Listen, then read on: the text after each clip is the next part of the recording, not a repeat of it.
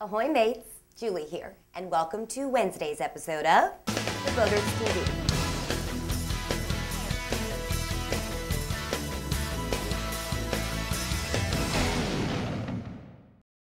It's an all-sailing episode of The Boaters TV, and first up, here's what's making a splash in nautical news. The Barcelona World Race has begun. A first in the sport of offshore sailing, the Barcelona World Race is a new, two-handed, non-stop round-the-world race covering 25,000 miles over 3 months across the planet's most hostile and challenging oceans.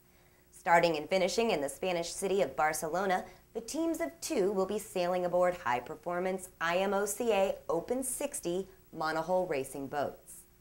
Now, what is most unique about this race is that it brings together professional sailors from the 2 worlds of solo sailing events, such as the famous Vendée Globe, and crewed events like the Volvo Ocean Race, to compete against each other.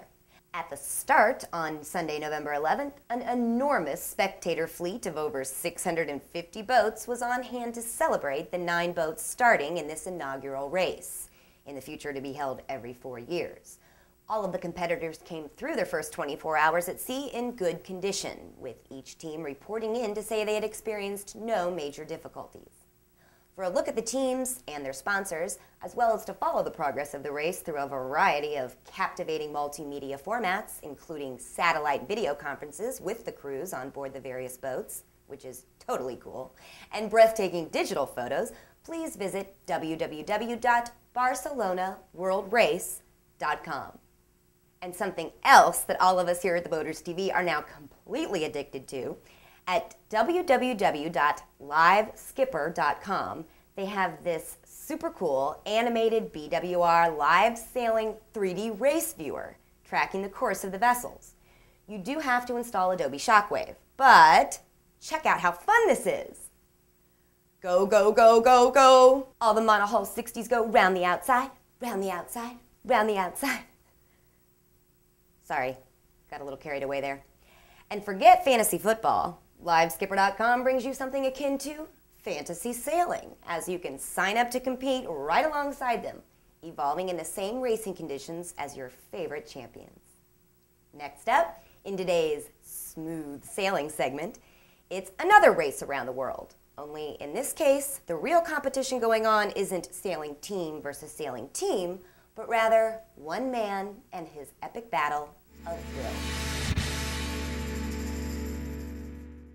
Since the launch of the Boaters TV back in June, we have been following the fascinating quest of Adrian Flanagan, a British yachtsman determined to sail the first ever single-handed vertical circumnavigation of the globe.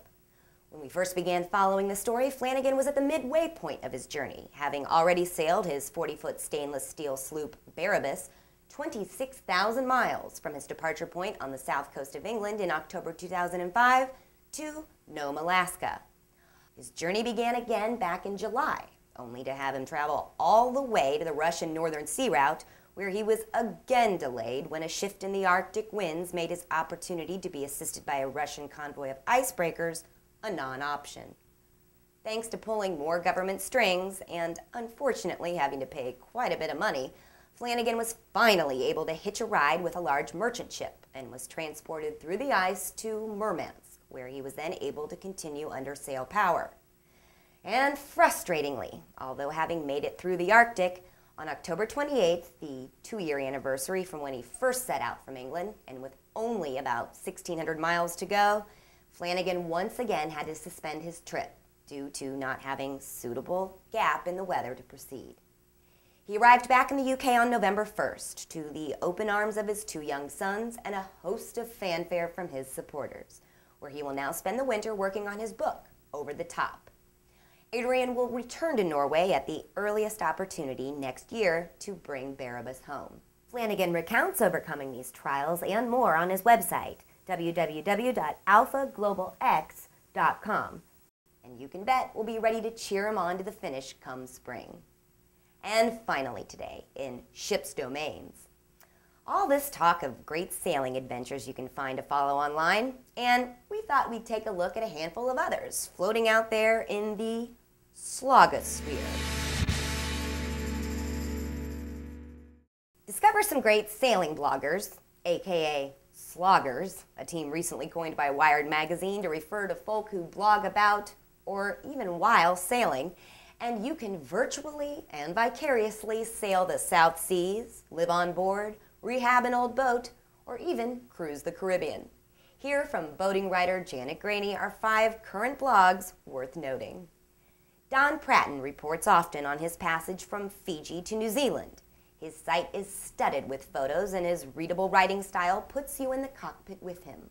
Those who love well-told sailing yarns will want to follow Pratton's new posts and delve into older threads. Read about Anne Crowley, U Dobers, and Kara Dobers on board their Peterson 44 as they leave San Francisco and sail down the coast to Mexico, then jump off for the South Seas.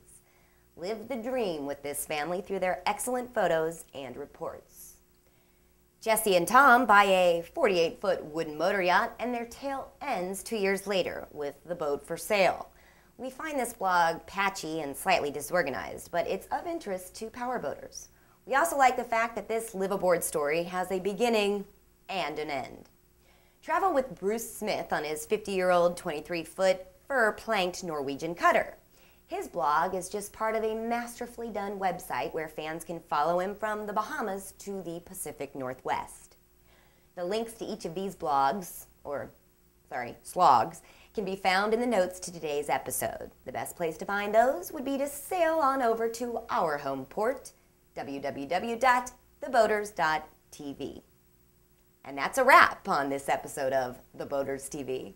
Join us back here on Friday. And until then, safe and happy boating to you all. Take care.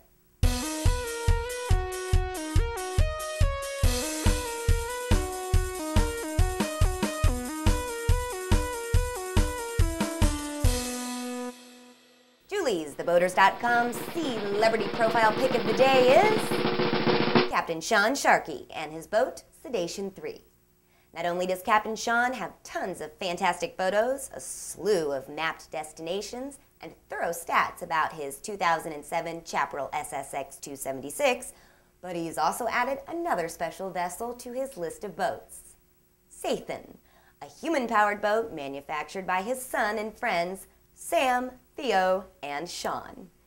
Captain Sean has even gone so far as to map the Lancaster, Pennsylvania launching point for this one-of-a-kind floating creation.